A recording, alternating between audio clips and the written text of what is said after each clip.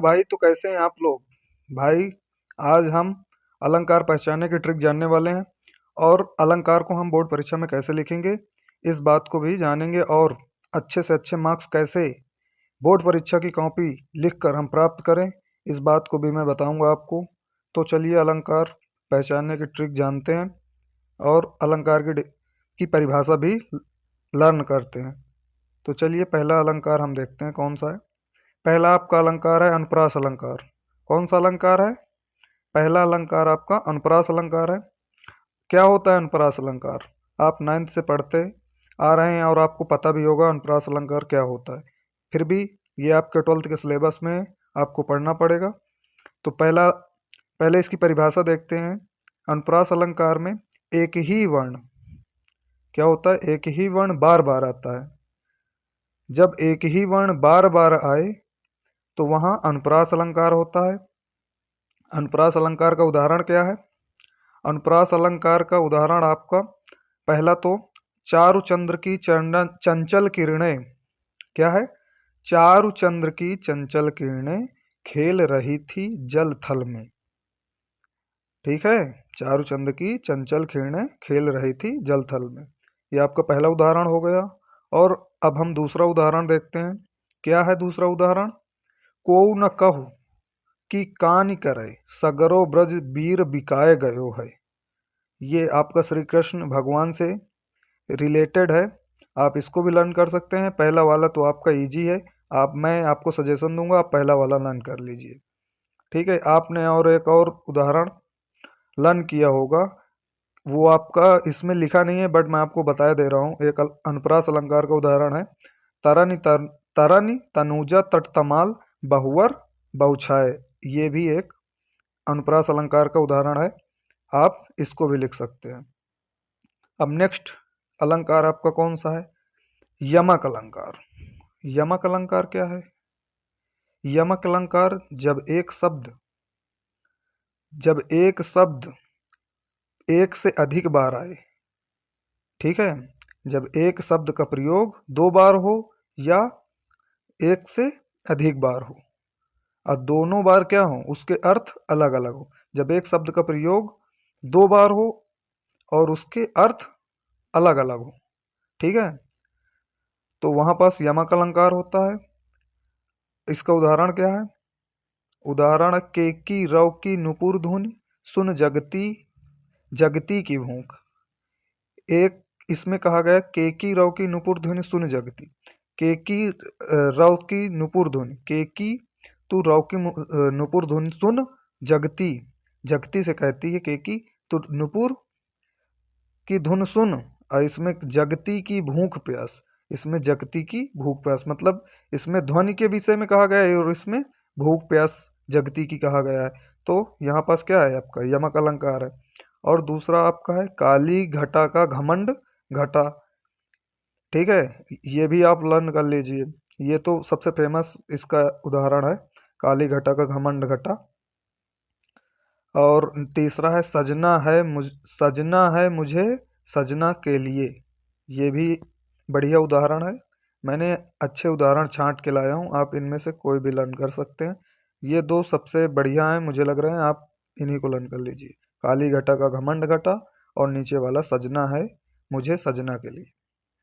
अब तीसरा अलंकार कौन सा है? तीसरा अलंकार आपका है श्लेष अलंकार। श्लेष अलंकार क्या होता है? श्लेष अलंकार में एक शब्द एक ही बार आता है। क्या?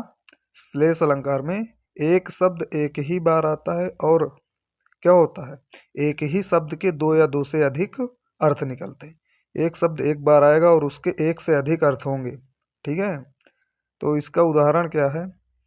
चरण धरत शंका करत अचितवत चितवन चारहि ओर सुबरन को ढूंढत फिरत कवि व्यभिचारी चोर। यहाँ पर थोड़ी मिस्टेक है, कवि व्यभिचारी चोर होगा, कामी और चोर नहीं होगा।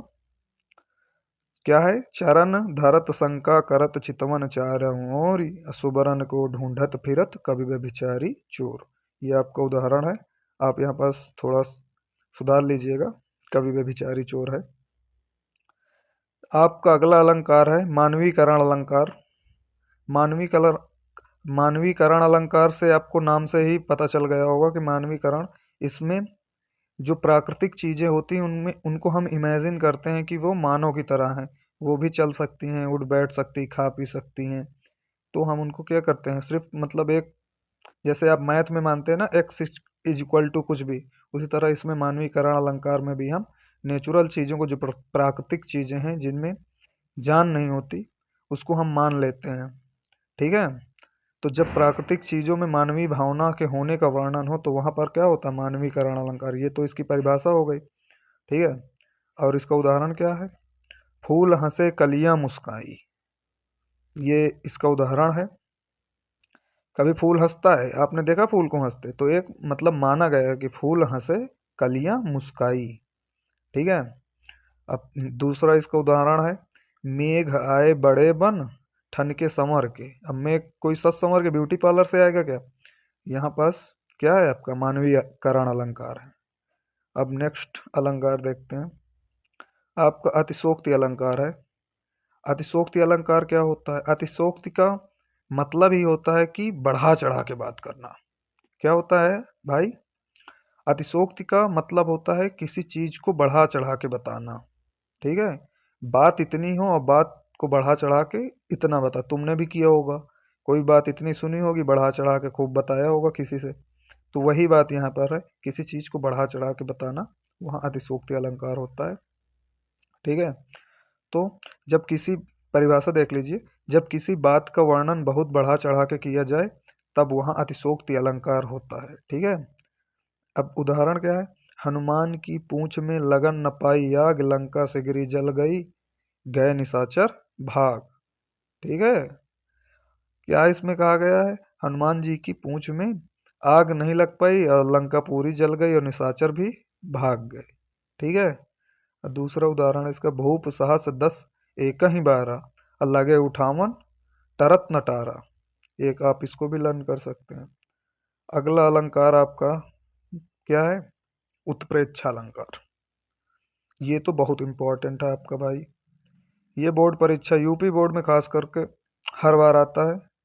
अगर आपके देखो कितने, आपके 3 अलंकार रहते हैं, उनमें से एक ये मिलेगा मिलेगा। अनुप्रास यमक स्लेश 3 लर्न कर लीजिए, उनमें से एक मिलेगा, या तो उत्प्रेक्षा, रूपक, ये इनमें से भी एक एक आने की संभावना है। ये जरूर आएंगे, उत्प्रेक्षा है या तो रूपक आएगा, ये कंफर्म है। तो चलिए इसको कैसे पहचानते हैं उत्प्रेक्षा अलंकार को, इसमें क्या, उत्प्रेक्षा अलंकार किसे कहेंगे, क्या है, पंक्ति में जब मनु जनु मनहु जनहु मानो जानो मानहु जानहु ज्यों आदि शब्द आए तो आप वहाँ क्या है, उत्प्रेक्षा अलंकार होता है। ठीक है, पहचान जाइए कि वहाँ उत्प्रेक्षा अलंकार होगा। कभी कभी बोर्ड में क्वेश्चन आ जाते हैं, एक सेट में जरूर आता है ऐसा क्वेश्चन, वहाँ पास आपको परिभाषा लिखने के लिए नहीं देता उत्प्रेक्षा अलंकार में, वहाँ उदाहरण दे देगा और आपको पहचानना पड़ेगा कि उत्प्रेक्षा अलंकार है या यमक है या श्लेष है। तो ऐसे भी क्वेश्चन बोर्ड में, बोर्ड एग्जामिनर बना देता है बोर्ड में। तो उदाहरण देखते हैं इसका उत्प्रेक्षा अलंकार का, क्या है, सोहत ओढ़े पीत पट श्याम सलोने गात, मनो नील मन शैल पर आतप परयो प्रभात। ठीक है। यहाँ पर बाल कृष्ण का वर्णन किया गया है। जो श्री कृष्ण है वो क्या है, पीले रंग का एक चूनर ओढ़े हुए हैं। ठीक है। और वो बड़े सुशोभित दिख रहे हैं, ये आपको बताया गया है इसमें। जैसे कि नील मणिशैल पर्वत पर सूर्य खिल गया हो, इस तरह दिख रहे हैं उस चूनर को ओढ़े हुए श्री कृष्ण, इस बात को बताया गया है। अब अगला अलंकार आपका क्या है, आपका अगला अलंकार भाई रूपक अलंकार है। रूपक अलंकार क्या है, ये भी बहुत इंपॉर्टेंट है। उत्प्रेक्षा, रूपक, अनुप्रास, श्लेष, ठीक है, और यमक, ये 5 अलंकार लर्न ही करने पड़ेंगे भाई। इनमें से कोई ना कोई जरूर से जरूर आएगा आपके बोर्ड परीक्षा में, तो इनको आप 4 नंबर पक्के कर लीजिए इनको लर्न करके। अब मैंने आपको पढ़ा ही दिया है, अब तो पक्के ही हो गए होंगे, और जो आगे पढ़ाऊंगा उनको भी देख लीजिए।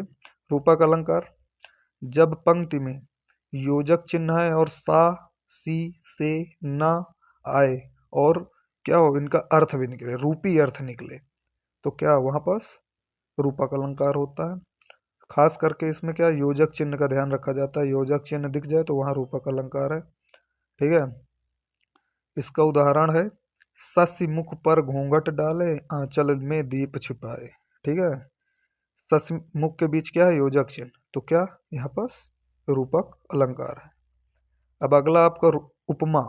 उपमा रूपक उत्प्रेक्षा तीन है, तीन में से एक जरूर से जरूर आएगा, ये गारंटी मेरी। उपमा अलंकार क्या है, जब किसी चीज की किसी व्यक्ति या वस्तु से तुलना की जाए, जब किसी व्यक्ति या वस्तु की किसी व्यक्ति या वस्तु से तुलना की जाए आपस में, तो वहां उपमा अलंकार होता है। ठीक है। तो इसका उदाहरण क्या है, हाँ देखिए इसमें जो वर्ड मिलेंगे आपको, जो आपको शब्द मिलेंगे, सरिस सम समान भांति के जैसे वर्ण दिखे तो वहां उपमा अलंकार होगा। ठीक है। सरिस दिख जाए, सम दिख जाए, से दिख जाए, सी दिख जाए तो वहां उपमा अलंकार होगा। इसका सबसे जो फेमस उदाहरण है वो हरिपद कोमल कमल से है।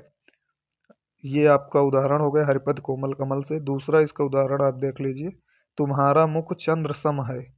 और तीसरा तो आप लर्न कर लीजिए, बढ़िया उदाहरण है, फूलों सा चेहरा तेरा कलियों से मुस्कान। ये बढ़िया उदाहरण है, इसको भी आप लर्न कर लीजिए। एक आप लर्न कर लीजिए, एक उसी को लिख देना है। ठीक है। अब दूसरा देखते हैं, क्या आपका अलंकार है, बीप्सा अलंकार। कौन सा अलंकार है, बीप्सा अलंकार।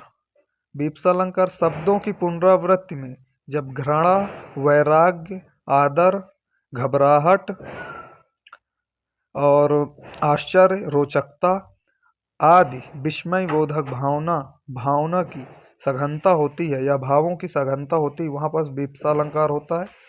ये ज्यादा बोर्ड में आता नहीं है, फिर भी आप पढ़ लीजिए। ट्रिक, इसकी ट्रिक क्या है, जहां पर छी छी मतलब दो वर्ण और उनके बीच में योजक चिन्ह दिख जाए तो वहां पर वीप्सा अलंकार होता है। ठीक है। जैसे राम राम, चुप चुप, देखो देखो। और इसका उदाहरण है, और इसमें देखिए विस्मय बोधक चिन्ह भी आता है। इसका उदाहरण हाय हाय, ये मजबूरी, ये मौसम और ये दूरी, ये एक हो गया आपका उदाहरण। और दूसरा चिता जलाकर पिता की, हाय हाय मैं दीन, नहा नर्मदा में हुआ, यादों में तल्लीन, ये एक उदाहरण हो गया। और आपके बोर्ड का एक नामी अलंकार जो आता है साथ में उत्प्रेक्षा के साथ रहता है, या आपके रूपक या उपमा के साथ मतलब दे देते हैं टीचर, क्योंकि ये एग्जामिनर इसको भी पसंद करता देने, क्योंकि ये इम्पोर्टेंट है आपके यूपी बोर्ड में है भी सिलेबस में। तो ये संदेह अलंकार इजी भी है। क्या है देखिए, जहाँ किसी वस्तु को देखकर संशय बना रहे, जहाँ किसी वस्तु के देखकर संदेह पैदा हो, वहां पास क्या होता है, संदेह अलंकार होता है। ठीक है। उसमें संशय रहे, निश्चित ना हो कि आपको पता ना हो कि यही होगा, उसमें हमेशा संदेह बने रहे, संशय बने रहे। ठीक है, तो वहां संदेह अलंकार होता है। इसकी आप ट्रिक भी देख लीजिए। अब इसका उदाहरण देखेंगे। उदाहरण है, आपने उदाहरण देखा भी होगा, सुना भी होगा कहीं ना कहीं आप। तो इसका उदाहरण है, सारी बीच नारी है कि, नारी बीच सारी, असारी ही की नारी है कि नारी ही की सारी है। ये वर्णन आपके भाई महाभारत में जब द्रौपदी का चीर हरण हो रहा था, ये उदाहरण तब का है जब दुशासन द्रौपदी का साड़ी को खींच रहा था, तब हमारे कन्हैया अपनी शक्तियों का प्रयोग करके द्रौपदी की लज्जा बचा रहे थे। तो उधर जो मंच में बैठे हुए सभी लोग थे, वो पूछ देख रहे थे, वो बता रहे थे कि सारी के बीच नारी है कि नारी के बीच सारी है, ये तो सारी खत्म ही नहीं हो रही है। तो ये तब का वर्णन है। आगे बढ़ते हैं। आपका अगला अलंकार है भ्रांतिमान अलंकार। ये क्या होता है, भ्रांतिमान भ्रांतिमान अलंकार, जब किसी पंक्ति में हमें भ्रम पैदा हो जाए, समझ ना आए। ठीक है। तो वहाँ भ्रांतिमान अलंकार होता है। भ्रम, भ्रांति, जानकर, मानकर, समझकर, जाति, मान आदि शब्द हैं तो वहाँ पर भ्रांतिमान अलंकार होता है। उदाहरण है, नाक का मोती अधर की कांति से, बीज दाड़िम का समझ कर भ्रांति से, देख कर सहसा हुआ सुख मौन है, सोचता है अन्य सुख कौन है। तो आप इस उदाहरण को लर्न कर सकते हैं। क्या फिर से एक बार पढ़ दूं? नाक का मोती अधर की क्रांति से, बीज दाड़िम का समझ कर भ्रांति से, देख कर सहसा हुआ सुख मौन है, और सोचता है अन्य सुख कौन है। ठीक है। और ये आपका अगला अलंकार है, ये आप जर्नल हिंदी वालों के लिए नहीं है, ये जो प्रोफेशनल हिंदी पढ़ते हैं, मतलब जिनको पूरी हिंदी पढ़नी होती है, ये उनके लिए है। ठीक है भाई। ये अलंकार दृष्टांत अलंकार। क्या है दृष्टांत अलंकार? दो वाक्यों में बिंब प्रतिबिंब का भाव हो, ठीक है, उस स्थान पर दृष्टांत अलंकार होता है। इस अलंकार में एक पंक्ति में, जैसे एक पंक्ति में कुछ अर्थ लिखा है, तो जो दूसरी पंक्ति में अर्थ होगा, कुछ जो शब्द लिखे होंगे वो पहली पंक्ति से मिलते जुलते रहते हैं, तो उसमें दृष्टांत अलंकार होता है। इसका उदाहरण है, एक म्यान में दो तलवारें कभी नहीं रह सकती हैं, किसी और पर प्रेम नारियां पति का क्या सह सकती हैं। ठीक है, कि एक म्यान में दो तलवारें कभी नहीं रह सकती, ठीक है, और किसी और से, ठीक है, किसी और से अगर उनका पति प्रेम करे तो नारियां क्या सह सकती हैं? नहीं सह सकती। तो यहाँ पास क्या है भाई? यहाँ पास आपका दृष्टांत अलंकार है। आगे देखते हैं। लास्ट आपका अलंकार है विभावना अलंकार। विभावना अलंकार क्या होता है? देखिए, वी मीन्स होता है आपका विशिष्ट। क्या होता है? विशिष्ट, जो बहुत ही विशिष्ट हो, महत्वपूर्ण हो। अब भावना मीन्स तो आप जानते हैं, किसी की भावना, कल्पना। तो विभावना अलंकार क्या होती? जहां कारण के ना होते हुए भी कार्य का होना पाया जाए, वहां विभावना अलंकार होता है। जहां किसी कारण के ना होते, कारण ना हो फिर भी कार्य हो रहा हो, तो वहां विभावना अलंकार होगा। उदाहरण क्या है? बिनु पग चले सुने बिनु काना, कर बिनु कर्म करे विधि नाना। ठीक है, तो यहाँ पास क्या है बेटा? विभावना अलंकार है। तो यहाँ यहाँ तक आपके अलंकार आप यहाँ से समाप्त होते हैं। और मैंने जितने अलंकार कराए हैं, ये तो आपका जर्नल हिंदू वालों को मैं बताऊंगा भाई। ये विभावना अलंकार और दृष्टांत अलंकार और भ्रांतिमान अलंकार, इनको आप छोड़ दें, आप इनको न लर्न करें, क्योंकि ये आपके बोर्ड परीक्षा के सिलेबस में नहीं है। आपका जो संदेह अलंकार है, ये आपके बोर्ड परीक्षा में है, आप इसको जरूर लर्न कर लें। इसके बाद इम्पोर्टेंट संदेह अलंकार इम्पोर्टेंट है, विप्सा अलंकार उतना इम्पोर्टेंट नहीं है भाई। और आपका इम्पोर्टेंट उपमा अलंकार बहुत इम्पोर्टेंट है। देखें, रूपक अलंकार ये भी बहुत इम्पोर्टेंट है। उत्प्रेक्षा अलंकार बहुत इम्पोर्टेंट है आपका। अतिशोक्ति अलंकार उतना इम्पोर्टेंट नहीं है जितना कि संदेह। मानवीय अलंकार, ये भी मानवीकरण अलंकार जो है, याद कर सकते हैं। ये जो अतिशोक्ति अलंकार और मानवीकरण अलंकार है, ये तो आपको लर्न रहेंगे, इनके उदाहरण आप लर्न कर लीजिए। श्लेष अलंकार, इसको भाई लर्न करना पड़ेगा क्योंकि ये आता है बोर्ड में हर बार। तो आपको श्लेष और यमक और अनुप्रास इतने लर्न कर लेने हैं, इनमें से कोई ना कोई 6 आप लर्न कर लीजिए। कौन कौन से, फिर से मैं आपको बता दूं। एक अनुप्रास है, दूसरा यमक, श्लेष, उपमा और रूपक, उत्प्रेक्षा। 6 लर्न कर लीजिए, आपको मिल जाएंगे, कोई ना कोई अलंकार मिल ही जाएगा, आपके 4 नंबर कन्फर्म है। उदाहरण आपके लिखे ही हैं, आप आराम से ऐसे ही लिख दीजिए, पूरे मार्क्स मिलेंगे भाई। कोई एग्जामिनर आपका एक भी मार्क्स नहीं काटेगा। तो भाई धन्यवाद वीडियो देखने के लिए। और अगर वीडियो अच्छा लगा हो तो भाई लाइक कर दीजिएगा, और अपने दोस्तों के पास शेयर भी कर दीजिए, क्योंकि आपने तो पढ़ लिया है भाई, तो उनको भी मौका दीजिए, उनको भी शेयर करिए ताकि वो भी सीख सकें। ठीक है, जय हिंद, जय हिंद भाई।